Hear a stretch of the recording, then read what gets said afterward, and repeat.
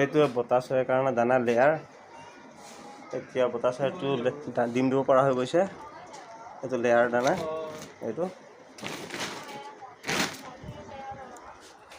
এইখিনি বতাহ চৰাই।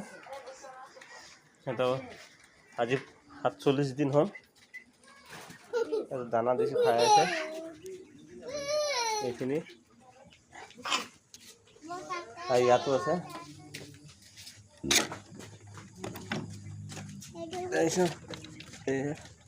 এতিয়া ডিম দিব পৰা হৈ আহিছেগৈ। এতিয়া ডিম দিবই 2 এদিনত।